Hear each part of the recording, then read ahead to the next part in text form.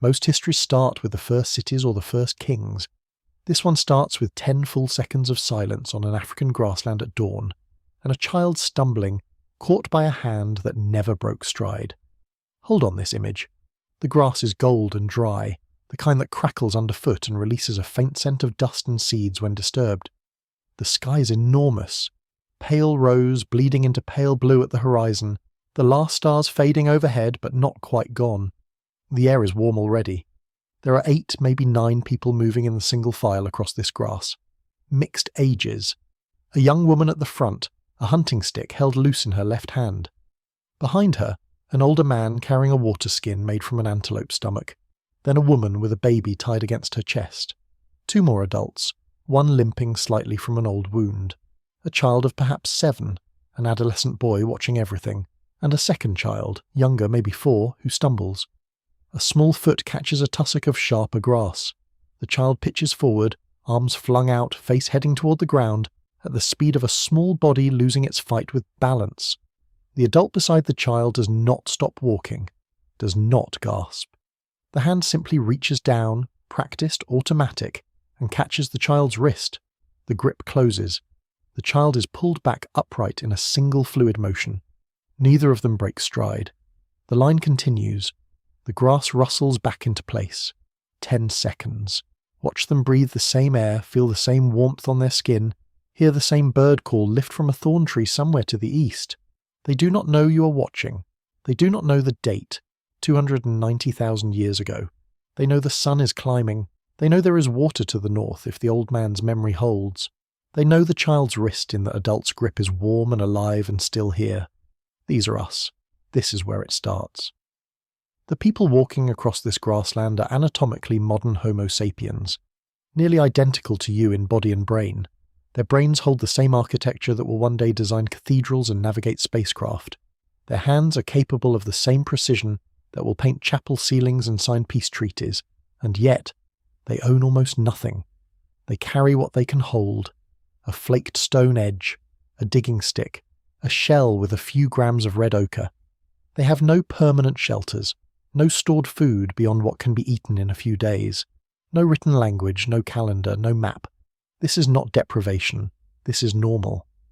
For 300,000 years, 96% of human history, this is what normal looks like.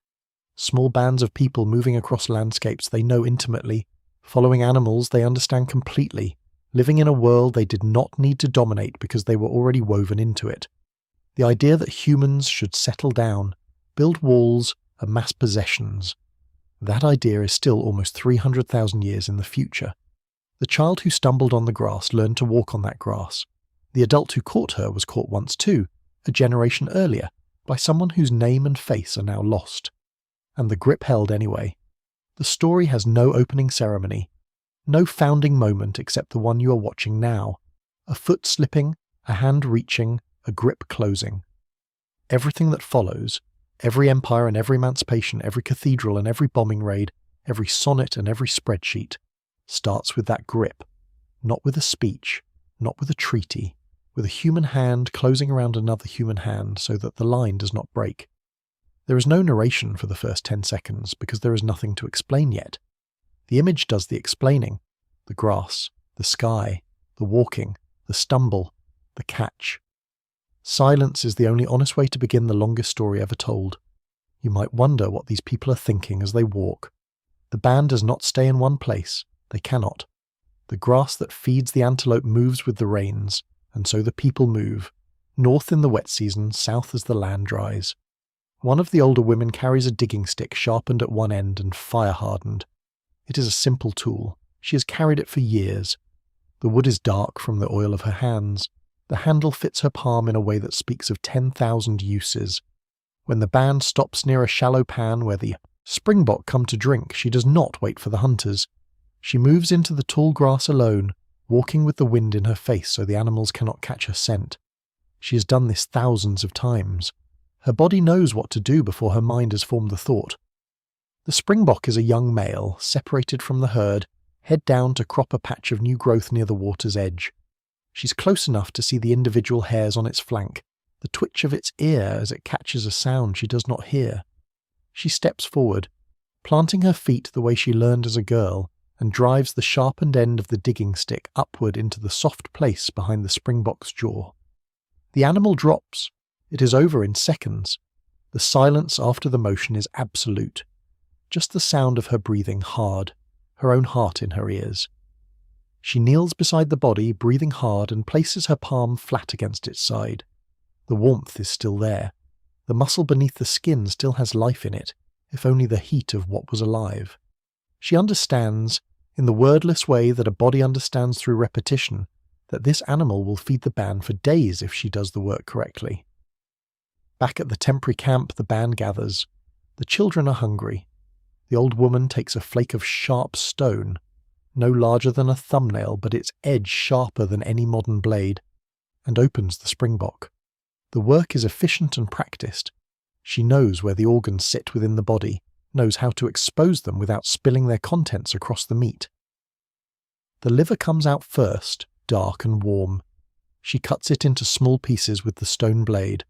She finds the youngest child, a girl of perhaps 3, sitting in the dust with her legs splayed out. The girl's ribs are visible when she breathes. The girl has been walking since dawn, and the band will move again at dusk. The woman crouches in front of her and holds a piece of raw liver between her thumb and forefinger, dark and glistening. The child chews. The woman watches the small throat work, watches the child's eyes follow her hand back toward the fire where the meat is being cut. And then she speaks, a few words in a language that has no name, no alphabet, no future. She says to the child, "They will remember you." She does not know that she's right. She does not know that this child's descendants will cross oceans and continents, that they will build cities and smash them and build them again, that they will carry strands of her DNA into every corner of the planet. She does not know that her language will vanish 80,000 years from now, leaving no trace but the shape of a jawbone and a cave wall. She knows the child is small. She knows the child will need strength. She knows that someone told her once, when she was small, that she would be remembered, and the telling mattered. The memory of being told mattered more than any external fact. Listen to that line again.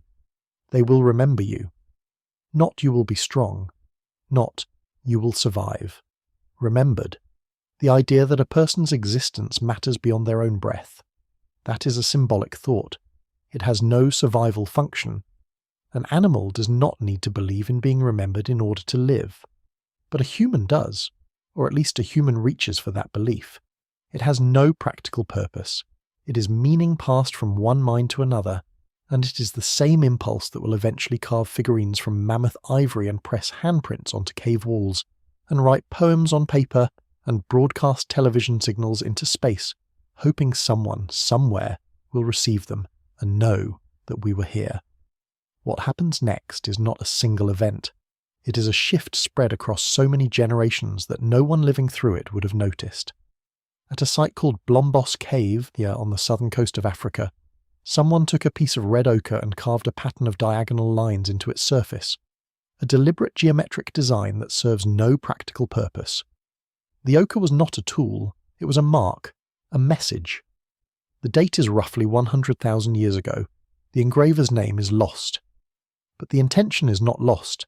I was here, and I made this, and it means something. It says something beyond itself. 25,000 years after Blombos, at sites scattered across Africa, people began to pierce small shells and string them together. They wore them on their bodies. The shells were not food, not tools. They were decoration. They were identity. They were the earliest known personal ornamentation, a way of saying, "This is me, I am distinct, I am counted." You can track the spread of this capacity across the archaeological record like watching a slow fire catch. At 40,000 years ago, cave walls in Europe and Indonesia bloom with painted animals, hand stencils, spirals and dots, whose purpose we can guess at but never fully know. The animals have power in them. The painters used natural pigments, ochre for red and yellow, manganese dioxide for black, charcoal ground fine. They mixed it with fat to make it stick. Some caves show the same animals repainted over centuries, layer upon layer, as if the ritual of repainting mattered more than the freshness of the image. By 30,000 years ago, people are burying their dead with flowers and tools and ornaments. The flowers are intentional. They have been placed with the bodies, not scattered by accident. Someone in a Neanderthal grave has been covered with hyacinth. Someone else with bachelor's button. None of this improves hunting success. It is extra. It is the weight human beings add to existence because existence alone is not enough. It is the first clear evidence that we do not just live, we also grieve. The old woman who fed the child liver did not know she was participating in this chain. She was not trying to start a tradition of symbolic behaviour. But the impulse behind the words, the desire to pass on not just life but meaning, is the impulse behind everything that follows. The beads, the ochre, the paintings, eventually the alphabets and the calendars and the libraries and the broadcasts. All of it is the same gesture. Someone reaching across time toward another person saying, "This matters. Remember it. Carry it. Pass it on." Her language is gone now. No one alive today can speak it. But the act of speaking it set something in motion that did not stop. You can see it if you watch the band from high above across 100,000 years. The grassland expands and contracts like a breathing lung. Forests march across the continent and then retreat. Deserts pulse outward and then shrink. Ice sheets in the far north grind southward and then pull back. The band's route shifts in response, east into greener valleys, west toward the coast where shellfish cling to rocks. The people change their tools, their strategies, their seasonal rhythms, but they do not stop walking. They do not stop talking. For most of the 70,000 years separating that old woman from anyone who could write her name down, life did not change much. The bands moved. The climate swung between wet and dry.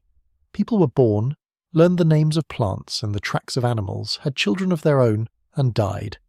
The chain held. Then the mountain on Sumatra exploded.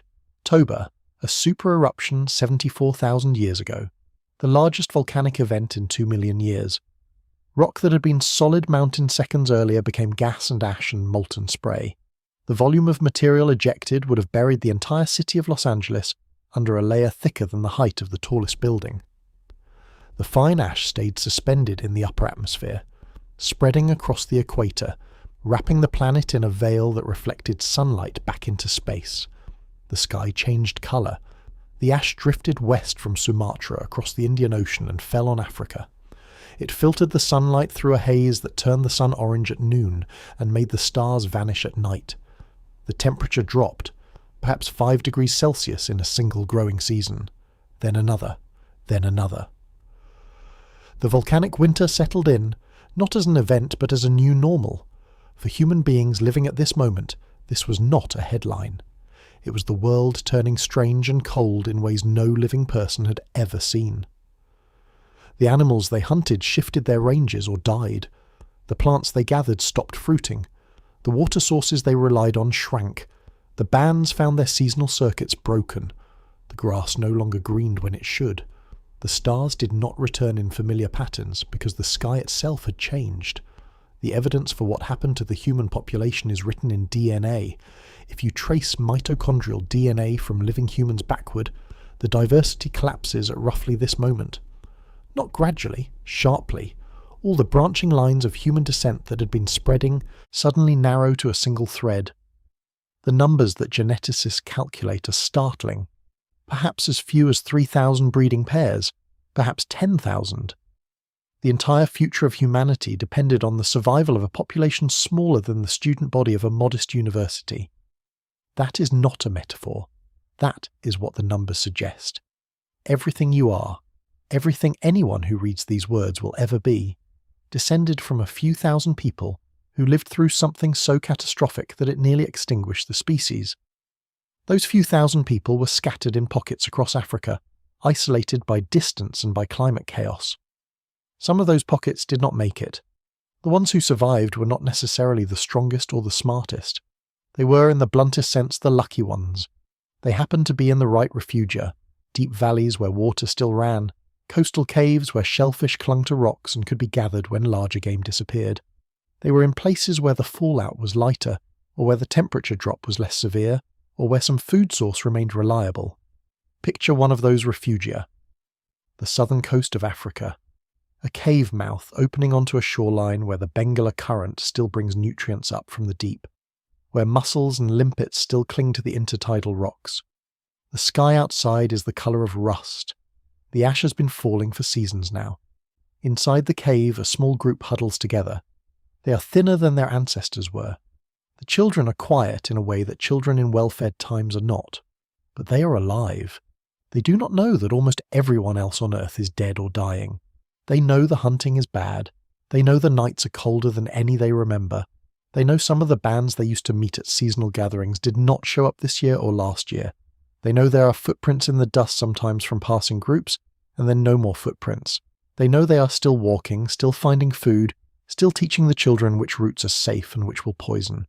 This is the hinge of human existence. Not a battlefield, not a coronation. A cave on a shoreline under an orange sky, and a few thousand people who simply refuse to stop living. The science is not settled on whether Toba caused the bottleneck or merely coincided with it. The genetic constriction is real, but whether the volcanic winter was severe enough across Africa to kill off whole populations, whether the bottleneck was a single near-extinction event or a series of smaller crashes, these questions remain open. What is not in dispute is the consequence. Everything comes from those few thousand survivors. The genetic variation in 8 billion humans today is a subset of whatever diversity existed in those refugia. The languages spoken by every person on Earth descend from the languages spoken in those caves. When the ash finally settled and the skies cleared and the climate began its slow swing back toward warmth, the survivors emerged into a world that had been scoured. The grasslands were returning. The herds were rebuilding. The rain was falling again in patterns that made sense, and the people began once more to walk. They walked farther. What had been a local knowledge of a single landscape began to expand. Trade networks emerged.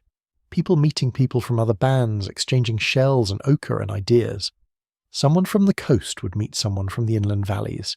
They would share what they knew, where water could be found in the dry season, which animals migrated through which passes, what plants yielded the best fibre for rope.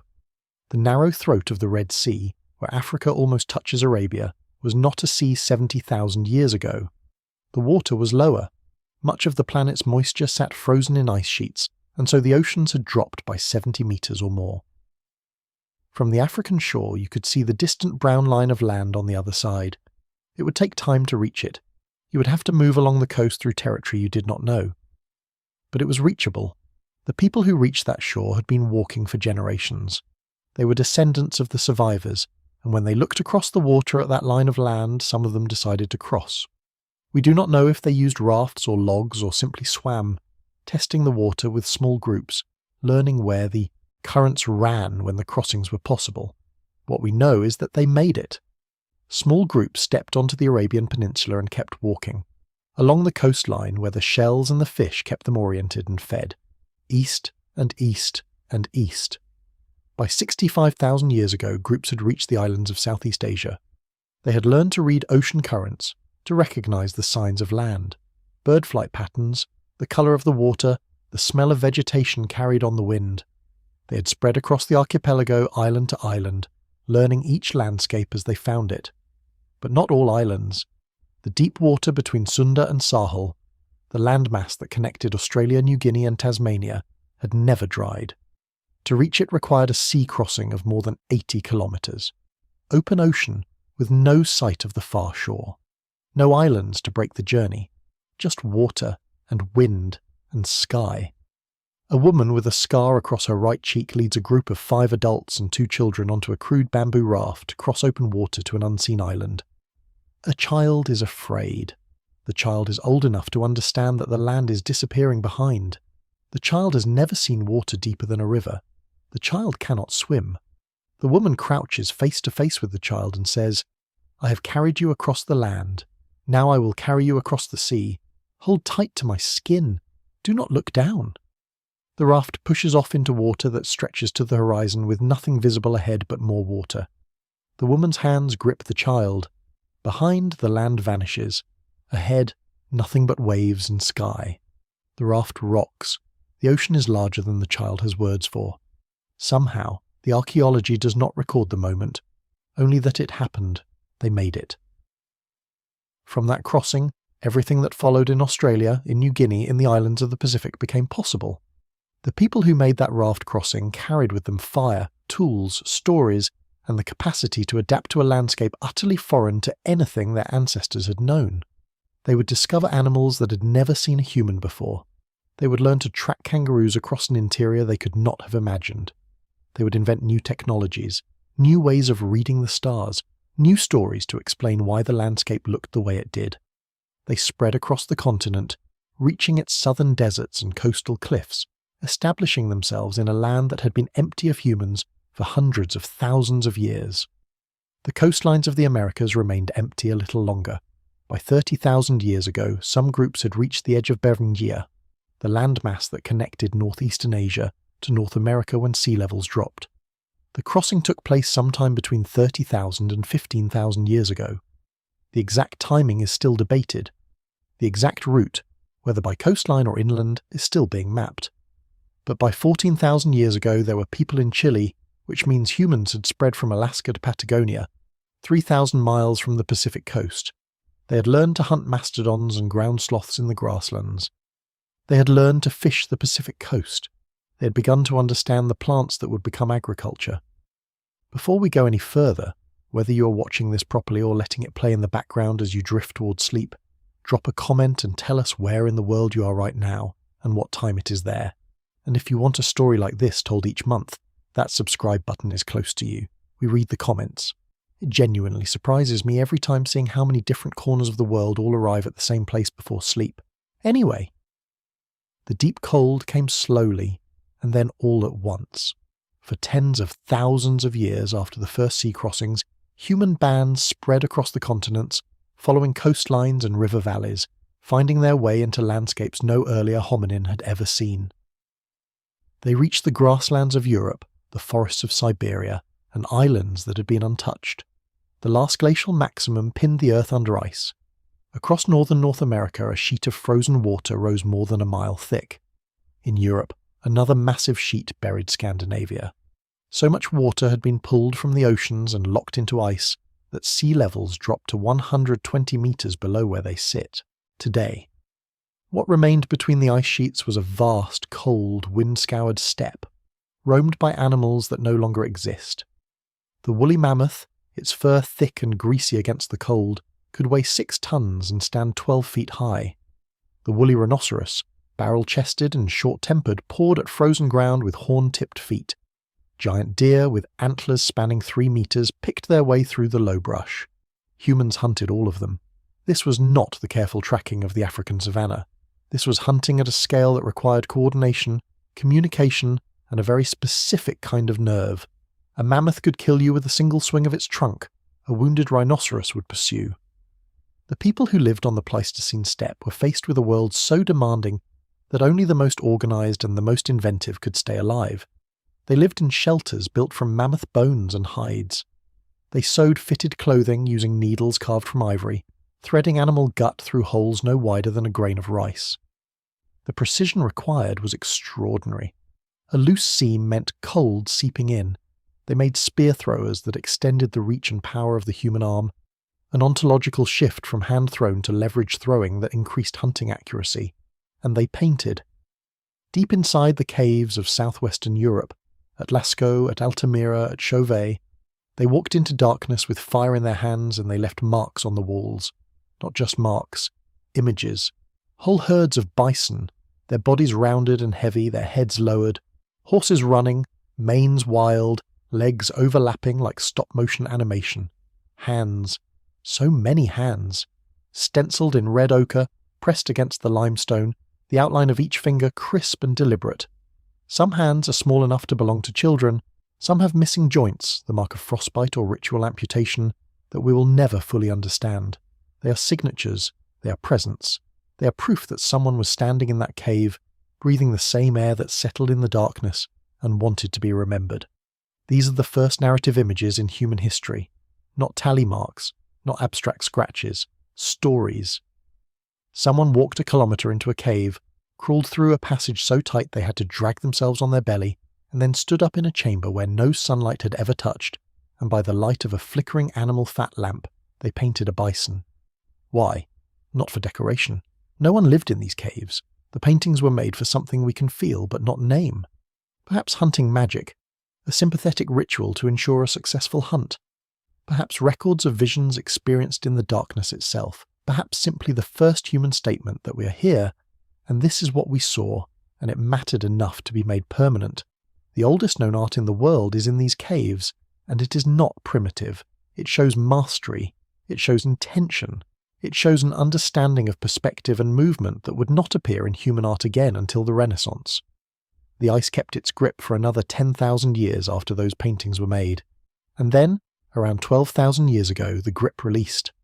The warming came abruptly. In the span of a single human lifetime, temperatures climbed. In a few centuries, the ice sheets that had buried northern continents began to collapse. Meltwater poured into the oceans in volumes so immense that sea levels rose by tens of meters, swallowing coastlines, flooding the low plains where generations had hunted and camped.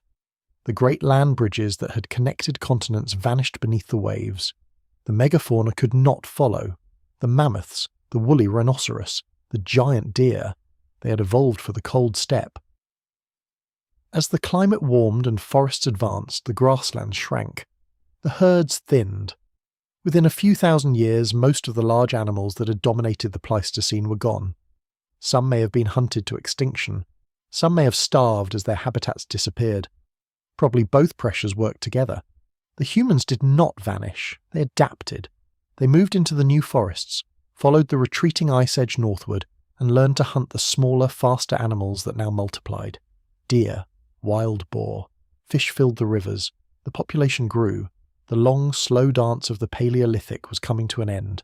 The Holocene had begun, and, in a few specific places, along a few specific rivers, the wild grasses were growing thick, and the humans were starting to notice that the seeds they dropped on the ground in one season produced plants in the next. A woman bent at the waist, her fingers closing around the stem of a wild grass. She twists, pulls, and the seeds fall into her palm.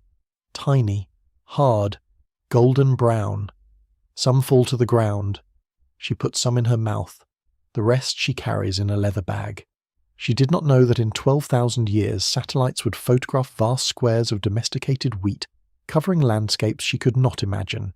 She did not know that this single motion, pluck, carry, forget, was the beginning of everything that would follow. Agriculture was not invented as a deliberate choice. It emerged from 1,000 small repetitions, none of which seemed to matter at the time. She straightened up, wiped her hand on her thigh, and kept walking. The shift did not announce itself. No one woke one morning and decided to become a farmer.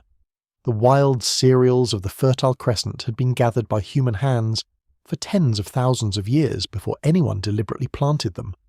Bands walked through stands of ripening grass after the spring rains, beat the seed heads into baskets, and carried the grain back to seasonal campsites where it was pounded and cooked.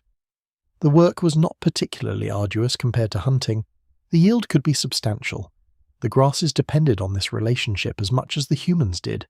Year after year, the stands closest to human habitation became thicker, more reliable, easier to harvest. The plants were selecting for the same thing the humans were: proximity, accessibility, predictability. The plants were evolving to be more harvestable. The humans were evolving to harvest them more systematically. Neither side had a plan. Both were simply responding to immediate advantage. What happened next was not a decision. It was a tightening spiral of small choices that no one understood as they made them. A band stays a week longer at the autumn camp because the grain is unusually thick. They cut more stalks, carry more seed back. The following spring, someone notices that the ground where grain was spilled is now covered in green shoots. Someone else suggests that they could scatter seed in that patch by the river and see what comes up. They do. It works. The patch produces more than the wild stands in a smaller area closer to camp. The next year they plant 2 patches. The year after that, 4. The process was gradual beyond any human's ability to notice. Domesticated wheat cannot reseed itself. Its spikelets do not shatter and scatter the way wild wheat does. That trait took centuries of unintentional selection before it became fixed in the plant population. Nobody bred it deliberately. They simply gathered from the stands that were easiest to harvest, and the plants that held their seeds tighter happened to be the ones that got collected and replanted. Generation by generation, the wheat that shattered easily was less likely to be harvested because the seeds were already scattered across the ground. The wheat that held its seeds got picked and got replanted. Over time, the population shifted. The same slow logic unfolded in places those early farmers would never hear of. Along the Yellow River in northern China, people were tending foxtail millet. In the Yangtze Valley, they bent over the flooded margins of rivers, pulling up wild rice. In the highlands of Mexico, groups were gathering teosinte, an unlovely grass whose ear was no longer than a thumbnail, and whose seeds were barely worth the effort of cracking open. Over thousands of years, through the same unconscious process of selection, picking the plants whose seeds were largest, whose husks were thinnest, teosinte became maize. The transformation took millennia, but it happened independently in a separate landmass, following the same convergent logic. Each of these was a separate invention, the same convergent pressure, arriving at the same convergent outcome in at least 7 independent locations across the planet, whenever and wherever the end of the Pleistocene made it possible. The climate was warming. The megafauna were disappearing, populations were growing, the conditions aligned in specific places and people responded in parallel, arriving at similar solutions without communication between them. But possible is not the same as obvious. For almost 200,000 years, our species had lived by hunting, gathering, and moving. The evidence from modern hunter-gatherer groups suggests that this way of life was not desperate. Hunter-gatherers spent somewhere between 4 and 6 hours a day obtaining food. The rest was rest, social contact, ritual, storytelling, sleep. The freedom to move meant no one ruler could dominate a territory. The variety of available foods meant no single crop failure could trigger famine. Their diets were more varied than the diets of early farmers. Their bones were stronger, their teeth were healthier, and disease markers were lower. Farming, by contrast, was harder work. Clearing fields, turning soil, sowing, weeding, harvesting, threshing. The labour was relentless and tied to the calendar. And the diet narrowed to a handful of staple crops: wheat, barley, and pulses in the Fertile Crescent, millet on the Yellow River, rice in the Yangtze, maize in Mesoamerica. Each could fill a stomach, but none could supply everything a human body needed alone. Early farmers got scurvy from lack of vitamin C. They got anemia from the monotony of grain-based diets. The skeletons show it. More dental cavities from the carbohydrate-heavy diet. More bone infections. More evidence of childhood malnutrition. The average height decline was not a one-generation blip. It persisted for thousands of years. Early farmers were, on average, 15 centimetres shorter than the hunter-gatherers who preceded them. So why do it? Why did people with the option to remain mobile choose instead to bind themselves to a single patch of soil, to work harder, eat worse, and face greater danger? The conventional answer is that agriculture was more efficient and could support more people. But people did not know that yet.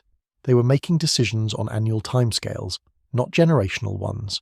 One pressure was climate. The end of the Pleistocene brought warmer, wetter conditions. In the Fertile Crescent, wild cereals expanded their range dramatically, growing in thick, exploitable stands. The resource became suddenly abundant, which made it worth gathering more intensively. Another pressure was environmental, the extinction of the megafauna that had supplied so much protein. Another was demographic. Settled populations had more children than mobile ones. When you're not walking all day, you can wean children earlier. When you have grain stores, you can feed more children on less meat. The population grew, which created pressure to produce more food, which required more intensive grain management. Another pressure, harder to quantify, was psychological. Once people began planting, they developed an investment in the future of that specific patch of ground. They had invested time in clearing it, in building soil, in learning which plants would grow where. Leaving meant abandoning that investment. The longer they stayed, the greater the sunk cost. The greater the sunk cost, the less possible it became to leave. By around 11,000 years ago, there were places where people had stopped moving entirely. Small clusters of houses built of mud, brick and stone appeared on terraces overlooking rivers. Storage pits held grain through the winter. Grinding stones too heavy to carry sat permanently at the centre of the settlement. The seasonal rhythm was breaking down. The first villages were beginning. They were not cities, but they represented something that had never existed before, a permanent human presence on a single piece of ground. The graves of early farming settlements are the first human graves that cluster in the hundreds in one place, returning generation after generation to the same soil. People were starting to be buried in the land they farmed. They were becoming tied to it in ways that mobile populations never were. The grass had tied them down. What was gained was the astonishing multiplication of what a single piece of earth could produce. A family could grow more food than it could eat. The surplus made possible everything that was coming. Villages swelling into towns, towns hardening into cities, cities generating kings and priests and armies. It made possible the specialization of labor. Someone could be a potter instead of a hunter, a priest instead of a farmer, a scribe instead of a laborer. The intellectual innovations followed. You could write down the stories. You could count the stars. You could build cathedrals.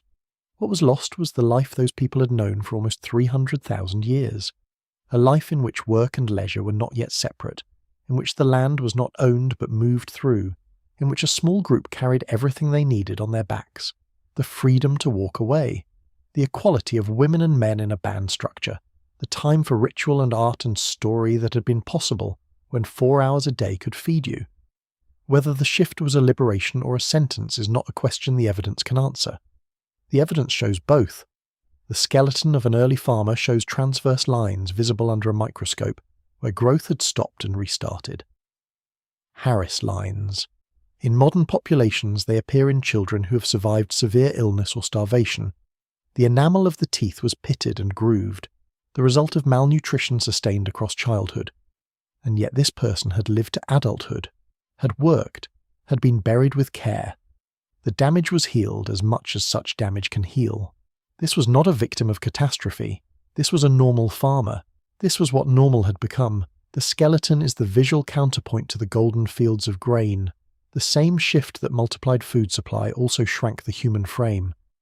Early farmers were, on average, 15 centimetres shorter than the hunter-gatherers who preceded them, and the shift happened so suddenly, within a few generations of settlement, that it cannot be explained by genetics alone. It was stunted growth due to malnutrition, repeated across populations, leaving a signature in bone.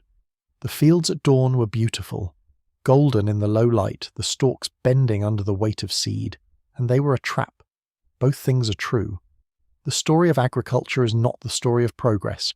It is not the story of decline. It is the story of a choice that remade human existence so thoroughly that we cannot step outside it to judge it anymore. We are still inside it. We still eat the descendants of those first planted grains.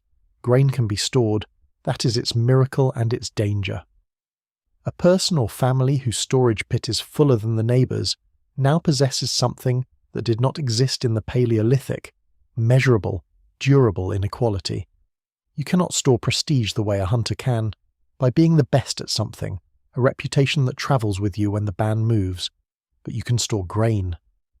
At sites like Jerf el Amar and Tel Caramel in northern Syria, dating to the 10th millennium before the present, some houses are larger than others. Some storage rooms hold more grain. Some burials contain carved stone pendants, polished obsidian, imported shells from the Red Sea, while others contain nothing. The differences are not yet vast, but they are systematic. The inequality is measurable in stone and bone. Surplus made possible a new kind of person. Someone who did not work the fields directly, but who organised the storage, supervised distribution, settled disputes over who got how much. The first chiefs were granary managers. The first rules were about how stored grain was divided. The first laws were about theft and property. The first rulers emerged not from conquest, but from the logic of stored harvest. At Çatalhöyük in southern Anatolia, founded around 7,100 years before the present, roughly 8,000 people lived in a solid mass of mud brick houses pressed against each other, wall to wall, with no gaps and no ground-level doors. The only way into a house was through a hole in the roof. The roofs themselves served as the public space, a walkway and a meeting place and a market, all compressed into the air above the houses. Inside the houses the world was dim and close. Beneath the floors the dead were buried in pits. Sometimes the skulls of ancestors were removed, modelled with plaster, and kept in the house as protective objects. The domestic and the sacred had not yet separated. The grain store and the ancestral shrine occupied the same room. The windowless cell, the access only from above, the storage of surplus within the house, all suggest a world where property had become something to protect, where the boundary between inside and outside was now literal and defensive, The city required surveillance. People needed to see who was doing what and where. Public space had to be monitored, and where there are walls, there is something to keep out. The diseases came slowly at first. Tuberculosis likely entered human populations from cattle during the early centuries of domestication, spreading from pastoral herds to settled farmers. Brucellosis from unpasteurized dairy, anthrax from wool, Q fever from birth products of infected animals. Each had its own animal reservoir, its own spillover logic. But the great crowd killers took longer to emerge. Smallpox, measles, influenza, these require large, dense populations to establish themselves. Hunter-gatherer bands of 50 or 100 people are too small. A virus that kills quickly burns itself out before finding new hosts. You need a settlement at several thousand, with constant births replacing the dead, for these diseases to become endemic rather than epidemic. By the time the first cities emerged, the epidemiological landscape had changed entirely. The bones do not always record cause of death, but they record stress. Skeletons of children in early farming settlements show lesions consistent with chronic infection at rates far higher than their hunter-gatherer ancestors. The trade-off of farming was written into bodies: more food, more children, more disease. Organised violence appears in the same period. At Jericho, the settlement rebuilt itself with something unprecedented: a stone wall 3 meters thick, reinforced by a circular stone tower 9 meters high. The tower was not defensive against animals. It was built for defense against humans. At Tel Es-Sorwan, near the Dead Sea, the same pattern appears: fortifications, towers, the architecture of anticipated attack. The graves begin to contain skeletons with projectile points embedded in bone, with skull fractures from blunt force. Some graves show multiple healed fractures, people who had survived violence before the blow that finally killed them. When you can walk away from a conflict with everything you own, the calculus of violence is one thing. When you are defending grain stores that your family will need through the winter, when you have children in a house that cannot be moved, when you have invested years in fields that will take years to become productive again, when you are tied to place, you must fight. You cannot walk away. You must fight or you starve. The first thing the eye would have seen at Uruk, in the flatlands between the Tigris and the Euphrates around 5,500 years ago, was a wall. Fired brick, rising sheer from the plain. Behind it, a platform lifted a building above the skyline. A temple, its corners aligned to points on the horizon that someone had measured with a cord and a stake. This was not the first settlement in Mesopotamia, but it was the first thing that a modern eye would recognize as a city. 40,000 people lived there at its peak. The settlement had a central precinct, raised above the surrounding city. Within it stood temples dedicated to Inanna, the goddess of love and war. The walls were decorated with cones of baked clay pressed into plaster, white, red, black, forming geometric mosaics that caught the light. Inside, storerooms held grain, oil, textiles, and livestock tallies inscribed on clay tablets. The temple was not simply a place of worship. It was the administrative heart of the city. It was where the surplus was collected and distributed. It was the power. This is where writing was born, not from storytellers. The first writing in human history is a ledger. Around 3,400 BCE, the temple administrators of Uruk began pressing small clay tokens into hollow clay balls. Tokens that represented quantities: a jar of oil, a measure of barley, a head of cattle. Then they began flattening the balls and marking the surface with pictograms corresponding to the tokens inside. Finally, they realized the surface marks alone would suffice. The token system was the cradle from which writing emerged. The pictograms simplified into wedge-shaped impressions, cuneiform. But the earliest surviving tablets are not myths. They are receipts. They are grain tallies. They are property records. Writing began as accounting, the same pattern repeated wherever cities rose. In Egypt, the first hieroglyphs appear on tags attached to jars, labelling contents. In the Indus Valley, at the cities of Harappa and Mohenjo-Daro, undeciphered seals show animals and symbols that likely record ownership or craftspeople's marks. In China, the earliest signs are scratched onto pottery, probably the names of the potters who made them. Everywhere, writing began as an instrument of accounting, property, and control, before it became an instrument of story. The cities that produced these scripts were connected to each other, in ways that would have been unimaginable to the farmers of the Neolithic. Uruk traded up the Euphrates into Anatolia and down into the Gulf. By the middle of the 3rd millennium BCE, a merchant in Ur could buy tin from mines in what is now Uzbekistan, tin that had been dug from the earth by people speaking languages the merchant never encountered, then traded through a chain of intermediaries spanning thousands of miles. The merchant could buy grain from fields in Syria and cedar from the mountains of Lebanon. The world had become a web, and bronze was the metal that held the web together. Copper alone is soft, dull, too weak for tools or weapons. But copper alloyed with tin, at roughly 1 part in 10, becomes harder, sharper, more durable. The problem was that copper and tin almost never occur in the same place. Copper is common in Cyprus and Anatolia and the Caucasus. Tin is rare, found in significant quantities only in Cornwall, in Bohemia, in the mountains of Central Asia. To make bronze, you had to trade. Bronze was not a material, it was a relationship. Between miners in the mountains of Central Asia, who dug tin, smiths in the cities of the Levant who smelted and forged it, and kings in the palaces of Crete and Mycenae, who depended on those smiths for the weapons that kept them in power. The entire Late Bronze Age was built on this fragile interdependence. At Knossos on Crete, scribes recorded stores of grain, allocations of wool, deliveries of bronze ingots, the movement of goods across the sea.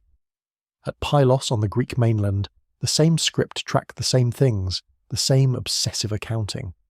At Hattusha, the capital of the Hittite Empire, royal archives held thousands of tablets detailing treaties with neighbouring kingdoms. There was a peace accord with Egypt that is the oldest surviving diplomatic treaty in the world. The king of Egypt addressed the king of the Hittites as brother. There was a correspondence about the purchase of horses, about the trading of daughters as wives to cement alliances, about the borders between territories. The bureaucracy was astonishing. It was a world of kings and palaces. It was also a world that was about to end. The first sign, for those who could read it, was the movement of ships. Egyptian inscriptions from the reign of Rameses III, around 1177 BCE, describe a confederation of attackers, arriving from the north by both land and sea. The mortuary temple of Rameses III depicts them in carved relief. Warriors in feathered headdresses accompanied by ox carts carrying women and children, fighting the Egyptian army. The inscription reads, "The foreign countries made a conspiracy in their islands. No land could stand before their arms. Rameses won that battle and had the victory recorded." But the larger truth was already being written elsewhere. At Ugarit, a wealthy trading city on the coast of what is now northern Syria, a scribe pressed a stylus into wet clay and wrote, "Enemy ships in the water." The tablet was never fired in a kiln to harden it permanently. It was baked hard in the heat of a burning city, the accidental kiln of destruction. The message was never answered because there was no time. The city was already gone. Within roughly the same generation, around 1200 years before the Common Era, the palace at Pylos burned. The citadel at Mycenae was abandoned. The Hittite capital fell. The great trading cities of the Levantine coast were destroyed. Egypt survived, but its imperial reach collapsed inward, its navy humbled. The whole interconnected edifice, the kings and the scribes, the bronze smiths and the tax collectors, the ships and the caravans, the entire web that had taken centuries to build, simply stopped. And then, for a few centuries, the eastern Mediterranean went quiet. The written record vanished. The palaces were no longer rebuilt. The trade routes that had connected distant cities went dark. The Greeks later called it a dark age, though it was only dark from the perspective of those who had relied on written records and palatial administration. People still farmed, villages still existed. But the density of settlement dropped. The networks of exchange simplified.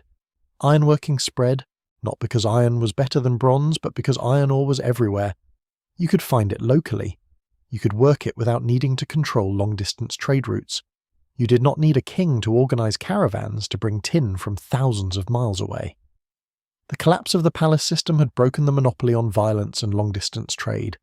For the first time in centuries, power was within reach of people who did not inherit it. Out of that scattered, localized world, something new began to form. Not in the palaces. There were no palaces anymore. It formed in the minds of people asking a question that the kings had never needed to ask. How should we live? What makes a community? What does a person owe to others, and what does a person deserve? The period that followed, roughly from the 8th to the 2nd century before the Common Era, has a name. The philosopher Karl Jaspers called it the Axial Age, the pivot, the hinge. In cultures that had no contact with one another, human beings began asking the same kinds of questions. Not about grain tallies or boundary stones, questions about the nature of the self, about suffering, about justice. In the Gangetic plain of northern India, a man sat beneath a fig tree and understood the structure of desire and the possibility of its end. He became the Buddha. His central insight was radical. Suffering is real, suffering has a cause, and suffering can cease. There is a path to that cessation, and the path leads through attention, through a disciplined examination of one's own mind. He taught that enlightenment was available to anyone who pursued it, not through ritual or birth or the grace of gods, but through direct investigation of consciousness. A few centuries later, the Emperor Ashoka, having conquered most of the Indian subcontinent through a war that left hundreds of thousands dead, would convert to Buddhism and carve edicts into stone pillars, edicts that spoke not of victory but of remorse, of the duty to care for the weak, of the possibility of moral transformation even for those who had committed great violence. In China, a teacher named Kongqiu, we call him Confucius, walked from state to state offering advice to rulers who mostly ignored him. His concern was human relationships, the obligations of parents to children, of children to parents, of rulers to subjects, of subjects to rulers. Ritual mattered, but not as magic. Ritual was the outward shape that inner virtue takes. In the Greek-speaking world, a series of thinkers began to propose that the universe might be understood without reference to divine whim. Thales thought everything was water. Democritus proposed indivisible particles moving in the void. Socrates asked young men to define justice, and showed them they could not. Plato built an entire philosophical system around the idea that the world we see is a shadow of a truer world. Aristotle brought the inquiry back down to earth, cataloguing the natural world and laying the foundations of logic. In the kingdoms of Israel and Judah, prophets declared that the measure of a nation was not its army, but its treatment of the widow, the orphan, and the stranger. They spoke of a God who cared not for sacrifice but for justice. The Axial Age was not a coordinated event. The Buddha did not read Plato. Confucius did not know about the prophets of Israel. Yet across the breadth of the inhabited world the same turn was being made. Human beings were stepping back from the immediate demands of survival and asking what lay beneath them. What is good? How should we live? What is the true nature of things? And while philosophers asked these questions, empires were growing. In the 3rd century BCE, the Maurya dynasty under Ashoka controlled almost the entire Indian subcontinent. In China, the Qin dynasty unified the warring states in 221 BCE and imposed a standardization so thorough it is still visible in Chinese life today. One script, one system of weights and measures, one gauge for cart axles, so every cart could run in the same ruts and the roads would be less damaged. In the Mediterranean basin, a city on the Tiber River was learning how to absorb its neighbours. By the 3rd century BCE, Rome had conquered the Italian peninsula. By the 2nd, it had destroyed Carthage and controlled the western Mediterranean. By the 1st, it had swallowed the Hellenistic kingdoms and the Mediterranean had become Mare Nostrum, our sea. The Roman achievement was organisational. The ability to govern territory, to incorporate conquered elites, to create a legal system flexible enough to manage an empire stretching from Britain to the Euphrates, while maintaining enough local autonomy that most subjects most of the time did not feel the need to revolt. The roads carried information as fast as a horse could gallop. The law was written down and applied consistently. Pax Romana. For roughly 2 centuries, from Augustus to Marcus Aurelius, the Mediterranean world experienced a prolonged period in which a single power kept the major trade routes open, suppressed piracy, and allowed goods and ideas to move across thousands of miles without crossing a war zone. But all systems are temporary. Rome did not fall in a single event. The eastern half continued for another 1,000 years from Constantinople, slowly transforming into what we call Byzantine. In the west, old institutions decayed gradually. Tax collection broke down. The legions could no longer be paid. Local landowners stepped into the vacuum, offering protection to peasants in exchange for labour. The beginnings of the feudal order. The Bishop of Rome assumed authority over the Western Church, becoming a temporal power as well as a spiritual one. The people who lived through this did not wake up one morning thinking, "The empire has fallen." They adapted. They found new patrons. They built smaller walls. They forgot how to read old inscriptions and invented new ones. Civilizations collapse or change shape. Rome did not vanish. It transformed. The Latin language became French, Spanish, Italian, Portuguese, Romanian. The Roman legal codes were studied and adapted by medieval jurists. The roads fell into disrepair, but some remained in use.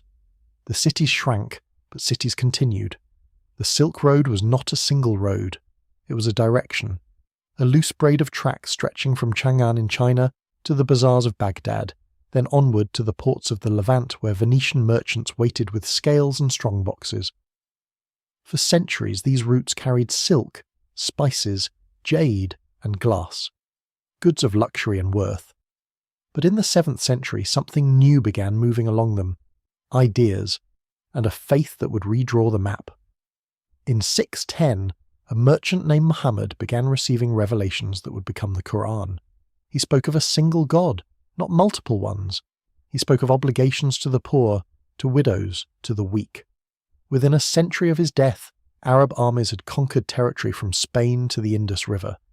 But the conquest was not only military, it was intellectual. The Abbasid caliphs, ruling from Baghdad after 750, translated the works of Aristotle, Galen, Ptolemy into Arabic. While much of Europe had lost access to classical texts, Baghdad preserved them. Mathematicians developed algebra. Physicians compiled clinical observations of disease that would be standard text for 500 years. The astrolabe allowed navigators to determine latitude by the stars. Paper, learned from Chinese prisoners, replaced parchment. Knowledge could now travel faster than a horseman. By the year 1000, a merchant could travel from the Atlantic coast of Africa to the South China Sea and find, in every port, a community of Muslims who shared the same calendar, the same laws. Trade across this vast arc was not just tolerated, it was encoded into the faith itself. A Muslim merchant had the same legal protections as any other Muslim regardless of distance or language. And then, from the grasslands of Mongolia, something came that shattered half of this world and rebuilt the other half. The Mongols had horses, composite bows, and a system of command that rewarded merit over lineage.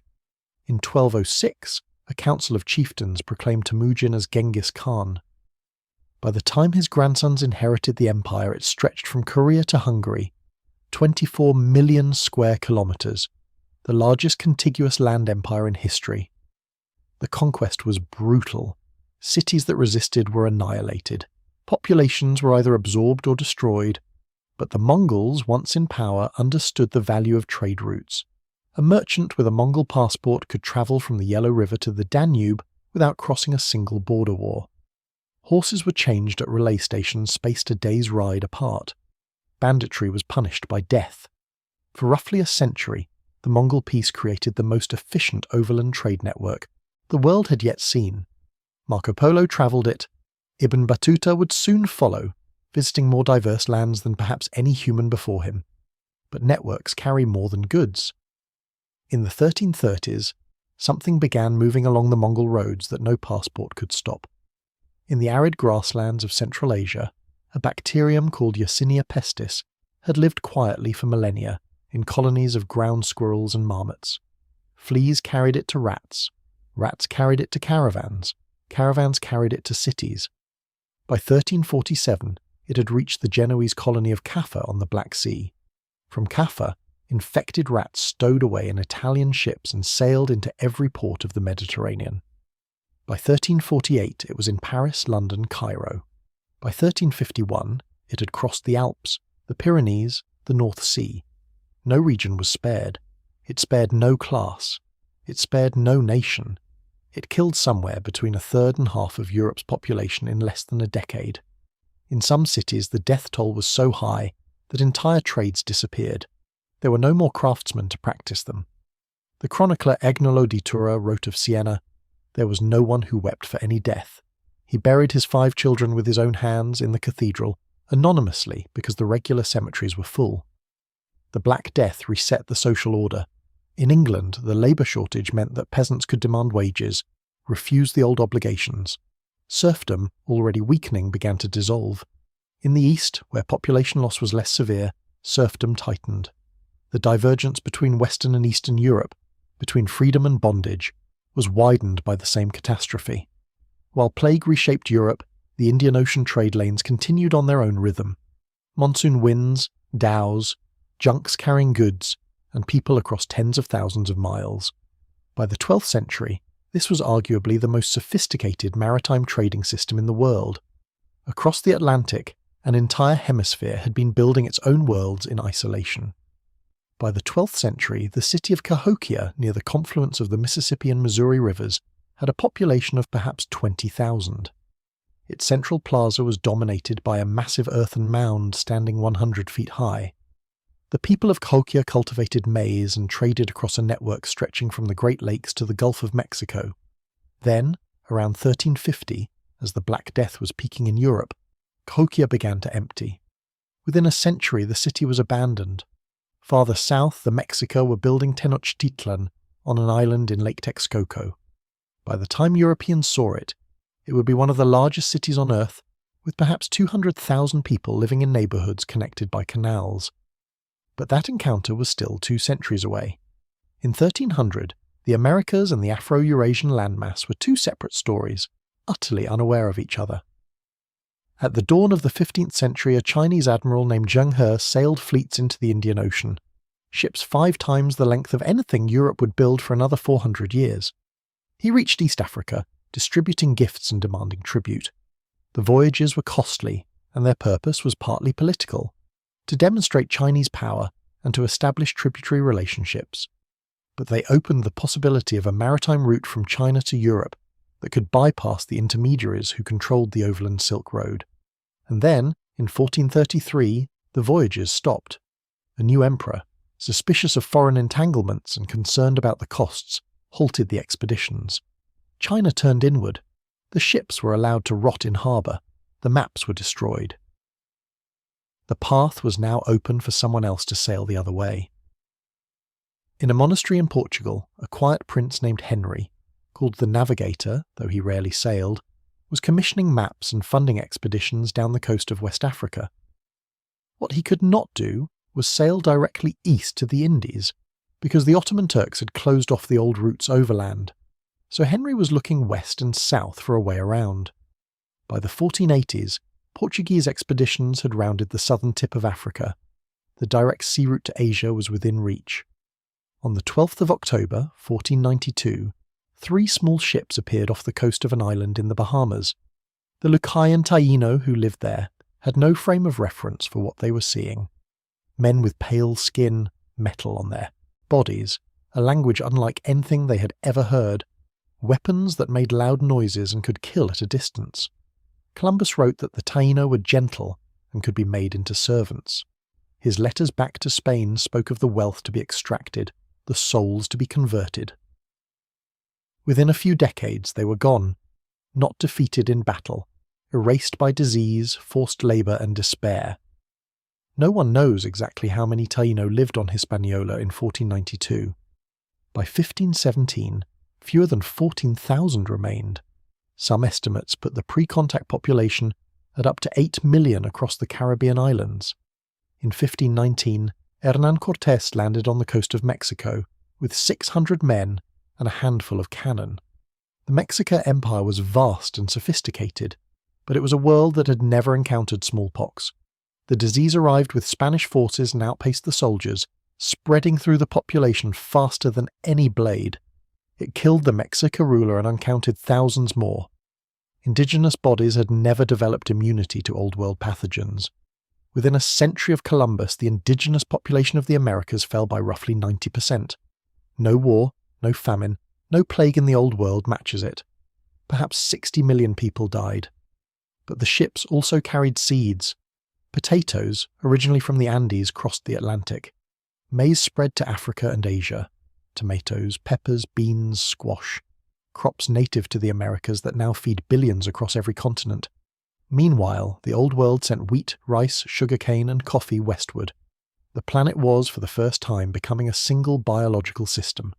Species that had been isolated for millions of years were suddenly in contact. By the early 1500s, sugar plantations of the Caribbean and Brazil were consuming human lives at a rate the indigenous population could not sustain. The Spanish and Portuguese turned to Africa. The transatlantic slave trade accelerated into the largest forced migration in human experience. Over 4 centuries, roughly 12 million Africans were loaded onto ships. 2 million died during passage. Their labour on sugar and tobacco plantations generated the wealth that built the Atlantic economy. The profits financed Europe's commercial expansion: the banks, the ports, the insurance companies, the industrial workshops. The modern global economy was built on the backs of enslaved Africans. In 1543, a Polish astronomer named Nicholas Copernicus published a book that moved the sun to the centre of the universe. In the early 1600s, Galileo Galilei aimed a tube of ground glass at the night sky and saw mountains on the moon, moons orbiting Jupiter, spots on the sun. The cosmos was not a perfect crystal sphere. It was a physical place governed by physical laws. In 1687, Isaac Newton published the Principia Mathematica, laying out the laws of motion and universal gravitation. A single set of equations described the fall of an apple and the orbit of a comet. The universe was comprehensible. The Enlightenment, emerging in the 18th century, asked whether society could be understood the same way. Thinkers across Europe articulated ideals of universal rights, individual liberty, government by consent of the governed. Revolution seemed possible. The natural order could be questioned, but here is the split. The same century that produced the Declaration of the Rights of Man also produced the peak decades of the transatlantic slave trade. Philosophers who wrote treatises on freedom invested their money in colonial ventures built on enslaved labour. The tools of understanding developed to map the stars were also used to design more efficient slave ships, to justify racial hierarchies with scientific language. This is not hypocrisy in the simple sense. It is something structural. The Enlightenment gave European societies a new confidence in their own superiority. The same reason that questioned divine right could be used to classify humans into races, to construct an anthropology that placed the white European at the apex of civilization. The same printing presses that spread revolutionary pamphlets also printed plantation accounting ledgers. The paradox is that the ideals themselves were forged in a crucible of empire and extraction. The wealth that funded Enlightenment salons came disproportionately from colonial land and enslaved labour. And the ideas, once born, did not necessarily lead toward justice. They led, just as easily, toward more efficient domination. By the end of the 18th century, the machinery of liberation and the machinery of subjugation had become 2 sides of the same ingenious engine. The air in Manchester was something you could taste, a thick, sulphurous weight. In 1840, the city's chimneys pumped coal smoke so relentlessly that the sun appeared as a dull smear behind a curtain of soot. At street level, the noise was constant. The clatter of iron-shod wheels, the rhythmic pounding of steam engines, the high whine of spinning machinery. And in those mills, children worked 14-hour shifts. They were small enough to crawl under moving frames and retrieve broken threads. Some started at age 6. Their knees bled. The overseer carried a strap and used it. They ate their single meal standing up, sometimes directly from the spindle of cotton they were processing. Friedrich Engels, the 24-year-old son of a German textile manufacturer, walked these streets in 1842 and wrote what he saw. Women hauling coal carts on all fours through mine tunnels, families sleeping 8 to a room in cellars, infants dying of malnutrition at rates that would shock any modern observer. In 1840, more than half of all funerals in Manchester were for children under 5. The machine at the centre of it all was the steam engine. Thomas Newcomen had built a crude pump for mines in 1712 to address the constant problem of water flooding the deeper shafts. But it was James Watt's improvements, the separate condenser, the rotary motion, that turned steam into a universal power source. By 1800, Watt's engines were draining mines, driving bellows in foundries, and powering the first cotton mills. In 1804, a Cornish engineer strapped a high-pressure steam engine to a wheeled carriage. 25 years later, George Stephenson's rocket pulled a train at nearly 30 miles an hour. Railroads spread across Britain like a nervous system, carrying raw materials to factories and finished goods to markets. What steam did to distance, the factory did to production. the spinning jenny, the water frame, the power loom. They concentrated labour under one roof, timed to the speed of a belt-driven shaft. Iron became cheap and abundant. Coal, previously dug in small pits, was extracted on an industrial scale. The material basis of daily life changed more between 1800 and 1850 than in the previous 2,000 years. Villages emptied. The census of 1851 showed that for the first time in British history, more people lived in towns than in the countryside. Manchester had grown from a market town of 25,000 in 1772 to 400,000 by mid-century. The speed overwhelmed every existing system of sanitation, housing, water. Back-to-back terraces had no drainage, no ventilation, no running water. The streets were open sewers. In 1832, cholera arrived in Britain for the first time. It killed 32,000 people in a matter of months. You could walk through the poorest parts of Manchester and hear nothing but coughing. Tuberculosis rates climbed with the coal smoke. Rickets bent the bones of children who never saw the sun. The industrial system had created wealth on a scale the world had never seen, and in the same moment it had created immiseration on a scale the world had never seen. A German exile sat in a small room and tried to fit these pieces together. Karl Marx arrived in England in 1849, expelled from Prussia. He spent his days in the British Museum, pulling together economics, history and philosophy. The result, published in 1848 with Friedrich Engels, was the Communist Manifesto, 23 pages that opened with a line that has echoed louder than any steam whistle. A spectre is haunting Europe, the spectre of communism. Marx's argument was clear.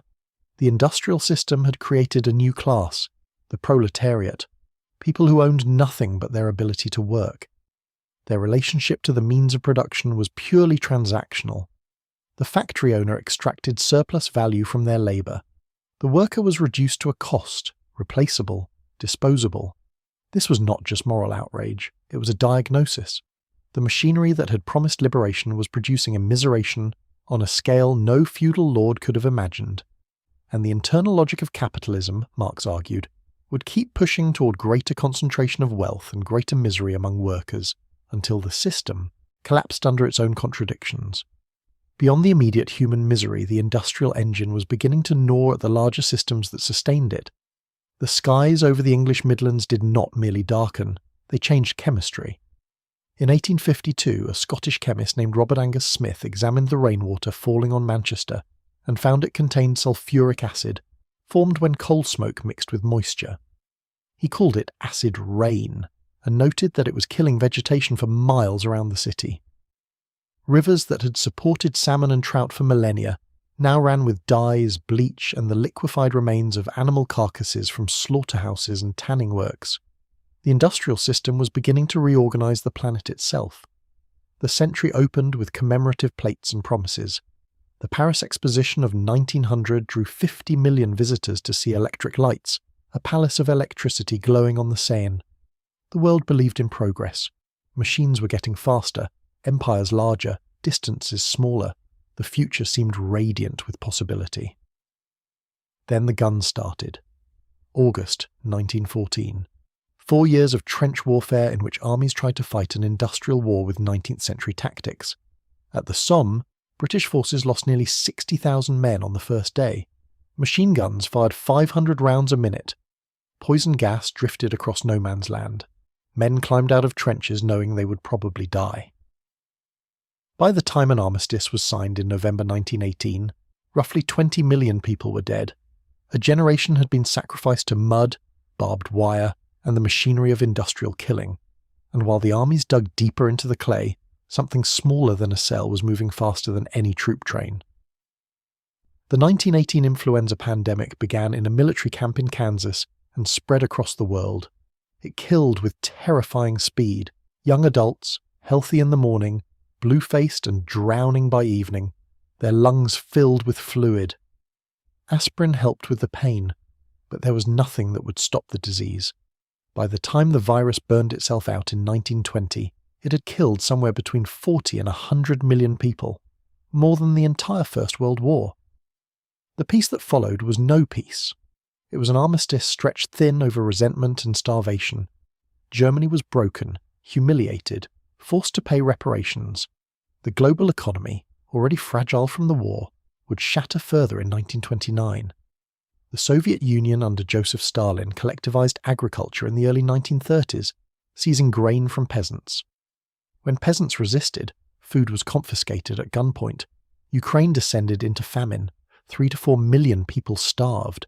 In the same decade, the state arrested, executed or sent to labor camps millions of its own citizens, purge after purge, until terror became a normal function of government. The machinery of industrial production was bent toward producing fear. In Germany, the National Socialists took the same bureaucratic logic and aimed it at an entire people. The Holocaust was not a frenzy. It was a process, a railway timetable, a factory schedule. 6 million Jews murdered, plus Romani, disabled people, political prisoners, homosexuals. Industrial-scale murder as policy.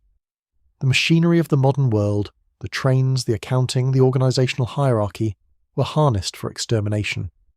In August 1945, the innovation shifted again. A single American bomber flew over Hiroshima on the morning of August 6th.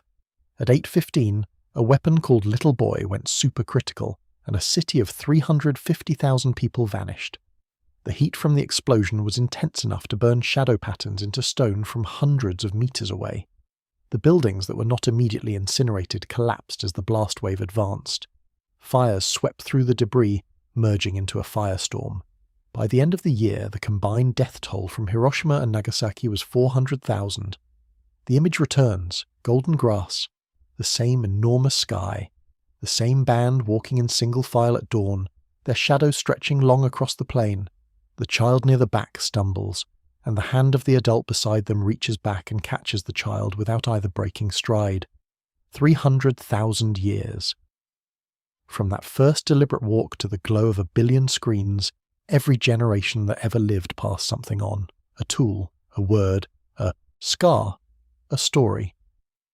The only engine beneath everything we have built is this. We do not start over, we inherit, we adapt, we transform what was given. The people walking at dawn were not beginning a grand narrative. They were thirsty. They were trying to reach water before the sun grew too hot.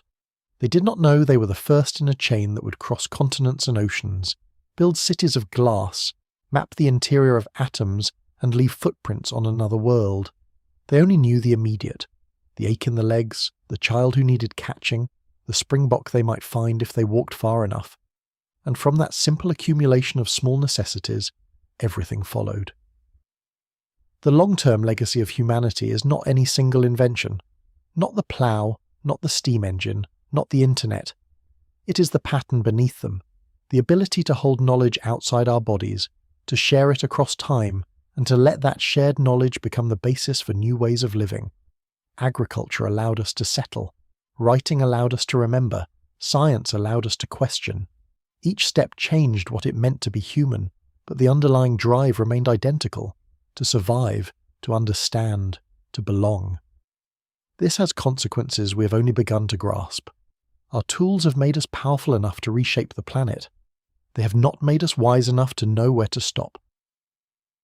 The same capacity for cooperation that built cities has built armies.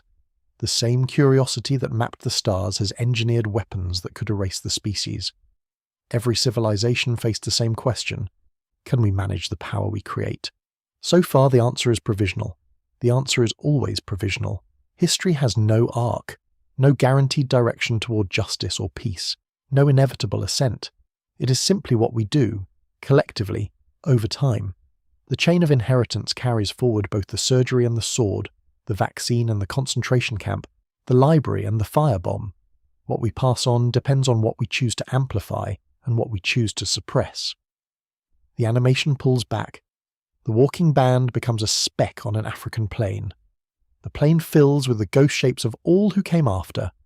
Farmers bending over first-grain fields, scribes pressing reeds into wet clay, sailors crossing open water, children working in mills, an old woman handing raw liver to a child, the huddled thousands in a cave under an orange sky. The centuries compress. Empires rise and dissolve like cloud shadows crossing a hillside. The living always outnumber the dead. But the dead are never truly gone because the living are still walking in their footsteps. The camera settles, the grassland, the dawn, the same band walking, the same child stumbling, the same grip holding. These are us. This is where it starts, and this is where it continues, not as a memory, but as a choice.